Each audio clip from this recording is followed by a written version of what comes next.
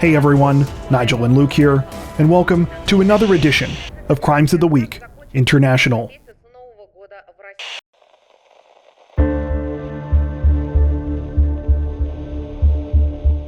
Representatives from England's North Yorkshire police say that they were left quite stunned recently after an alleged drunk driver apparently called them to report himself upon realizing that he was in no condition to be behind the wheel. According to reports, the whole thing started earlier this month on February 12th when North Yorkshire police received a 999 call from a 52-year-old man. The man said that he was driving in the town of Knaresborough and that he was under the influence of alcohol. Disconcertingly, he claimed he didn't know what he was doing. After providing authorities with further details, they managed to track the 52-year-old down, who had pulled over to the side of the road in a black work van. The man allegedly admitted that he, quote, had a heavy weekend before taking a roadside breath test where he blew more than 3 times the legal limit. He was arrested at the scene and was later charged with drunk driving. Following the incident, authorities posted about the situation on social media, saying, quote, man calls the police to report that he is a drink driver. Well, it's not every day that this happens. A suspected drink driver dobs themselves into the police. While it's easy to see why police were amused, many also came to the man's defense. They said that at least he did the right thing after doing the wrong thing. At the time of this recording, the man's name has not been released.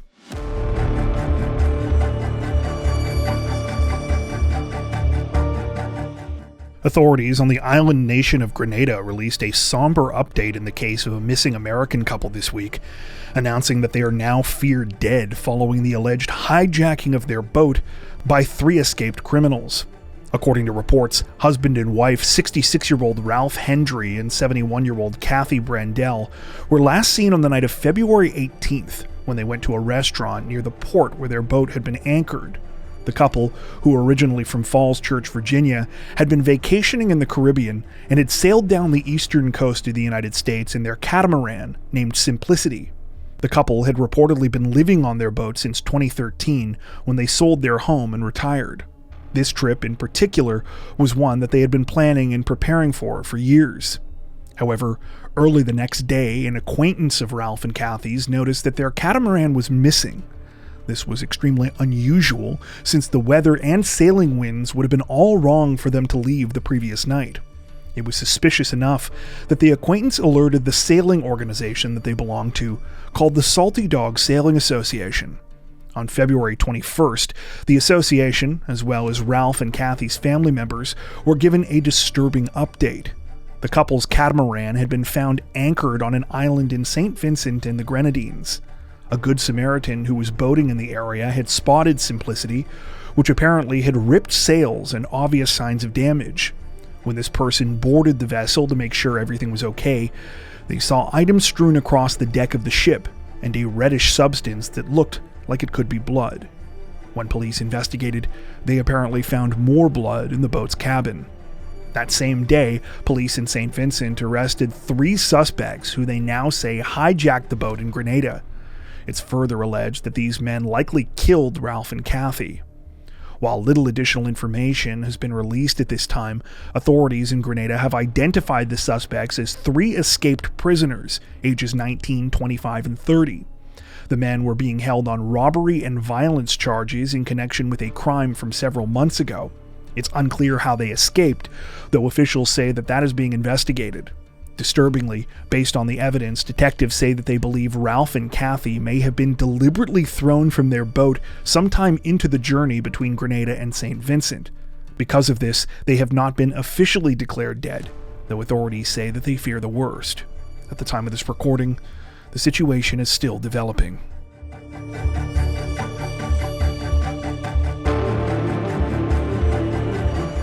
Authorities in the German state of North Rhine-Westphalia say that 5 people have been injured, including the alleged perpetrator, following a disturbing knife attack at a German high school last week.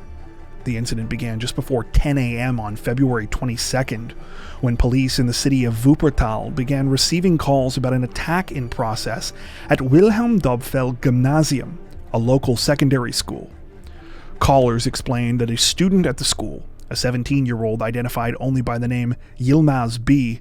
had entered the property several minutes earlier and had started attacking several of his classmates. He was allegedly carrying a pair of scissors and a 3-inch folding knife.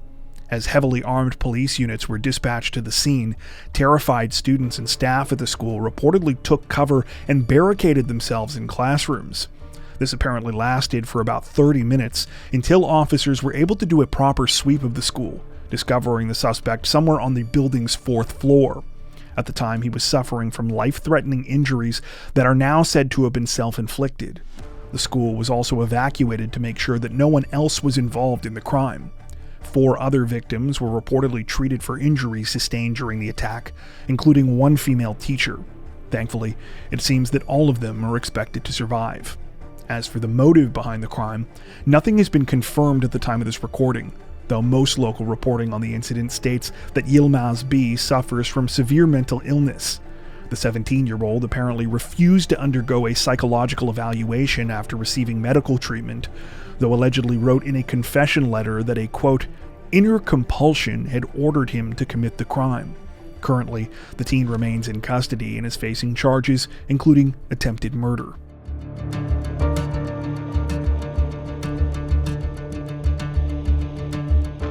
Officials in Uruguay say that a high-profile case of a businessman under investigation for fraud charges took an unforeseen turn this week after he was shot and killed by his ex-wife during the middle of what has been described as a heated argument.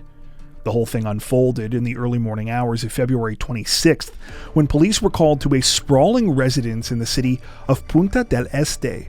The property, which is the site of the area's largest and most well-known mansion, La Maison, had reportedly become the scene of a deadly shooting.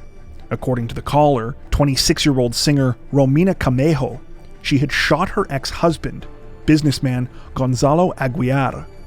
When officers arrived, they found Aguiar, who was suffering from gunshot wounds to his chest and one of his arms. Emergency responders attempted to save him. However, he was pronounced dead at the scene. According to Camejo, at around 4 a.m. that morning, Aguiar, who owns the mansion but no longer lives there, showed up unannounced. After forcing his way inside, she said that he started an argument with her, one that caused her to fear for her life because of threats that he made. One of those threats was apparently that he would take their 6-month-old daughter and cut Camejo into little pieces. That's when she stated she grabbed a gun for her protection and shot Aguiar dead. While Camejo has claimed that the shooting was self-defense, so far police say that they are still investigating to see if evidence is consistent with the 26-year-old's story. In particular, they say that they are still in the process of interviewing 2 potential witnesses to the crime, one of whom was with Camejo and one of whom was with Aguiar at the time the shooting took place. The couple reportedly had a volatile relationship during their marriage, according to friends and family. While police investigate, Camejo has been taken into custody. As for Aguiar, at the time of his death, police say that he was already under investigation in connection with a high-profile fraud case.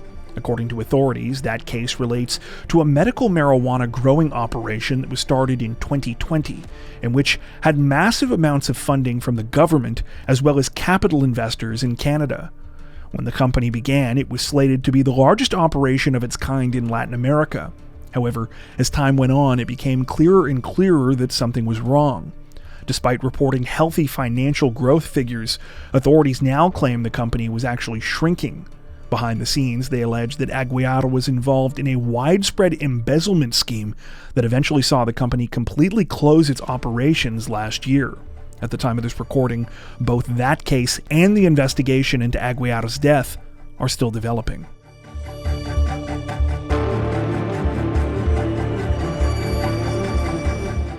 Officials in Italy released new information in a case that is equally tragic and bizarre this week, announcing that they had recently arrested a 58-year-old woman who they claim deliberately killed her elderly great-aunt 2 years ago in an attempt to inherit her sizable estate.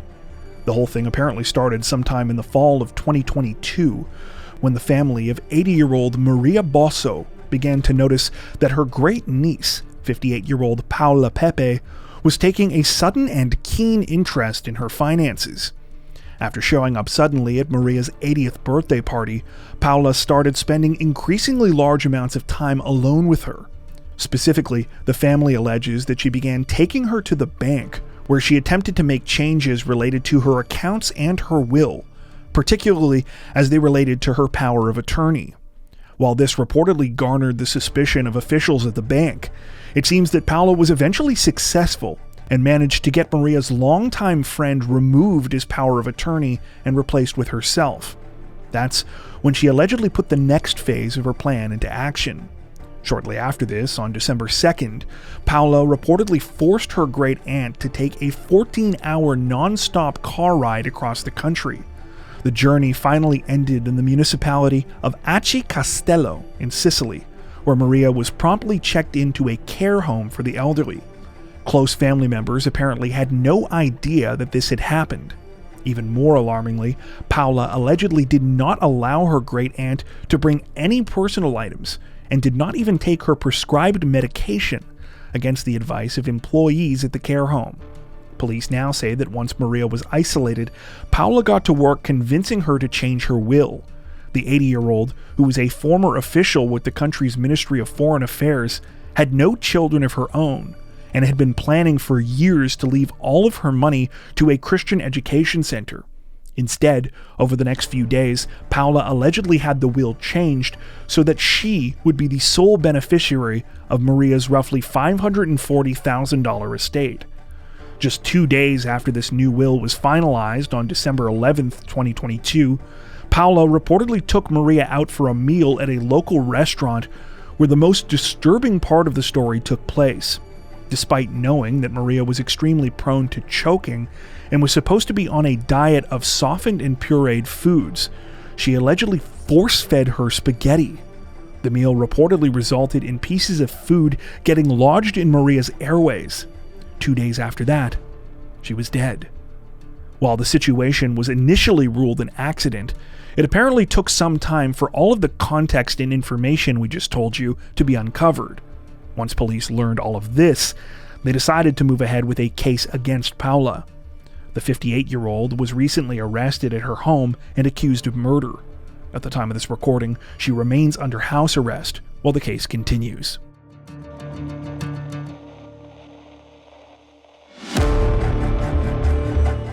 Authorities in the Indian state of Tamil Nadu say that a burglary case targeting a well-known director recently took a strange turn when the culprits behind it appeared to have a change of heart. Well, sort of anyway. According to reports, the whole thing started sometime on February 8th when director M. Manikandan was informed by workers that his home in the town of Usilampatti had been robbed. Though Manikandan's main residence is in Chennai, about 300 miles away, the crime was nonetheless devastating. In addition to the equivalent of about $1,200 US in cash and a large amount of gold, silver, and jewelry, the thieves had made off with 2 awards that he had won for his filmmaking. While Manikandan is not a Bollywood director, his work has been recognized across the country in the last few years, and has specifically made waves in the vibrant regional film scene. This regional cinema, which features movies made in languages like Tamil, has been lauded as some of the most creative and authentic filmmaking to come out of India in recent memory. So much so that even the thieves apparently felt like Manikandan deserved due credit for his work. Several days after the burglary, on February 12th, workers at the director's Usilampatti property once again contacted him after they made a second discovery. A plastic bag had been left just outside of the gates of the house. Inside were Manikandan's 2 stolen medals, along with a note written in Tamil that read, quote, "Sir, please forgive us. Your hard work belongs to you alone." Many have likened this twist to something that could have come from one of Manikandan's own movies. However, it wasn't all good news. Apparently, the thieves decided to keep the director's cash and other valuables. At the time of this recording, police say that they are still investigating the case, though so far things aren't looking good. The vast majority of theft cases like this in India are solved using CCTV footage, and apparently in this incident, there was none that actually captured the crime. The situation is still developing.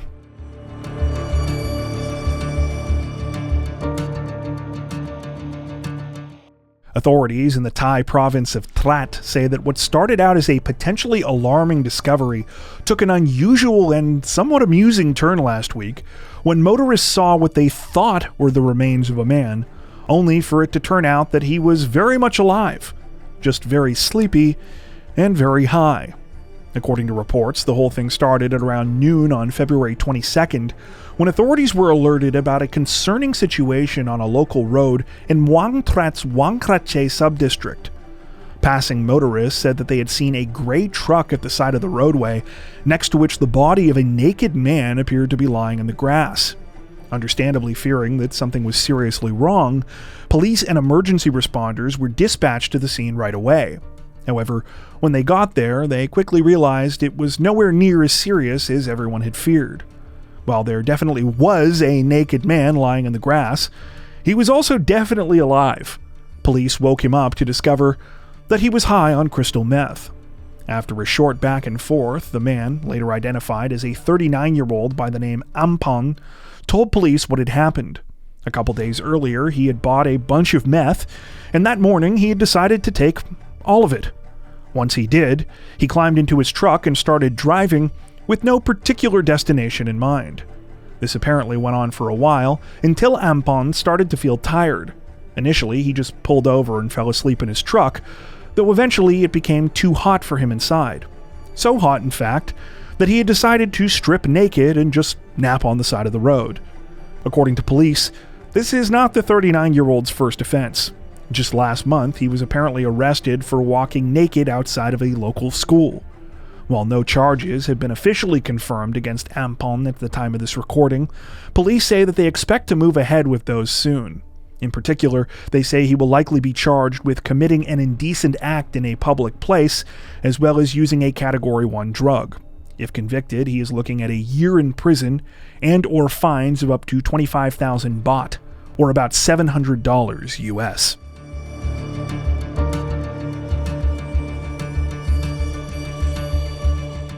Representatives from Australia's New South Wales Police say that they have arrested and charged one of their own officers this week after he was accused of being behind the brutal murders of a former TV presenter and his boyfriend. The incident began on the morning of February 19th, when residents of Sydney's Paddington neighborhood heard alarming noises coming from a residence on Brown Street. These sounds were not reported to police, though it would later be learned that they were likely gunshots. Around the same time, at approximately 9:54 a.m., an emergency service call was made from the phone of 26-year-old TV presenter and entertainment journalist Jesse Baird. Sadly, this call was disconnected before authorities could figure out what was going on. It wasn't until 2 days later, on February 21st, that a serious investigation would be launched after authorities learned that no one had seen Jesse in multiple days. Sadly, by this point, he wasn't the only one missing either. No one could get in contact with his 29-year-old boyfriend, Qantas flight attendant Luke Davies, either. Initially, it appears that investigators suspected that Jesse could have harmed Luke and himself. This was after friends received strange text messages from his cell phone indicating that he was moving all the way to the other side of the country and asking them to put his things in storage. However, it quickly became clear that something even more sinister was going on when police made two discoveries in quick succession. The first was the discovery of several of Jesse and Luke's personal items in a garbage bin in the Sydney suburb of Cronulla. Among these items were bloody clothing, credit cards, a wallet, and an $8,000 watch. The second disturbing find happened when police conducted a search of Jesse's home in Paddington. Here, investigators found furniture in disarray, as well as an even larger amount of blood. They also found the spent shell casing from a handgun, one that disturbingly would later be shown to have come from one of their own police service weapons. That weapon had allegedly been signed out several days earlier by a 28-year-old senior New South Wales police constable named Beau Lamar Condon. This was just the beginning of the incriminating evidence they would find against the young officer, though. Authorities now say that on February 19th, Lamar Condon traveled to Jesse Baird's home with the express intent of killing him. This is reportedly backed by disturbing text messages that the 28-year-old sent Jesse, as well as the fact that he bought a surfboard case 2 days prior that would later be used to move his body. Investigators allege that after showing up at Jesse's home that morning, though, he was surprised to find Luke Davies there as well. It's believed that he killed both men before traveling back to the same sporting goods store to buy another surfboard bag to deal with the unexpected second body. Based on a trail of evidence collected, police say that after the murders, Lamar Condon spent the next several days disposing of evidence and trying to cover up the crime. This included sending the text messages to Jesse's friends, dumping the personal items found in that trash bin, and, perhaps most importantly of all, renting a white van which he allegedly drove more than 100 miles southwest to the town of Bungonia. This is where he would reportedly attempt to hide both of the victims' remains. On February 23rd, Lamar Condon handed himself into police after they had uncovered his alleged scheme and it became clear that they were catching up with him. Even after this, though, he apparently spent the next several days refusing to cooperate and reveal the location of Luke and Jesse's bodies. It wasn't until February 27th that Lamar Condon finally agreed to help investigators, revealing the place where he had buried the victims. Their bodies were found still in the 2 surfboard bags and partially hidden under rocks and debris near a fence line in Bungonia. This was about 20 minutes away from another part of the town where police had already been searching. It's believed that the remains might have in fact been there at an earlier point before Lamar Condon moved them. As for the alleged motive behind the crime, nothing has been officially confirmed at this time, though based on all the information we've come across, it appears that Lamar Condon was obsessed with Jesse Baird. Family members and friends rejected the notion that the two were ever romantic partners, though apparently for a time they were friends. Jesse reportedly felt that he needed to end this friendship, though, after Lamar Condon repeatedly violated his boundaries, and it became clear that he could not handle simply being friends. According to a number of reports, after Jesse attempted to cut off communication, Lamar Condon's behavior became increasingly unhinged towards him. He allegedly broke into Jesse's house, keyed his car, and poured water in his vehicle's engine block. He also sent the 26-year-old a series of disturbing messages, some of which police say that they are now using as evidence in building their case against him. As for Lamar Condon himself, he is said to be a former celebrity blogger who joined the police force in 2019. At the time of this recording, he is facing 2 counts of murder. Before we wrap up, we'd like to take a second to give a huge shout out to everyone who has made it this far into the video. Seriously, thank you so much for watching. If you found today's upload interesting and informative, we'd be honored if you consider liking and subscribing, as well as hitting the notification bell and selecting all notifications to stay up to date with our latest releases. If you're looking for additional ways to help support the channel, we'd love to have you join us over on Patreon. Patrons get ad-free and early access to all of our content, as well as 4 additional stories per week for each of our Crimes of the Week and Crimes of the Week International videos. You can learn more at patreon.com/crimezone, where you'll also find some of the fine folks whose names are currently on screen. All that being said, we understand that not everyone has the means to support financially, and that's totally okay. We appreciate every like, sub, share, and comment that you send our way. Once again, thanks so much everyone, and take care.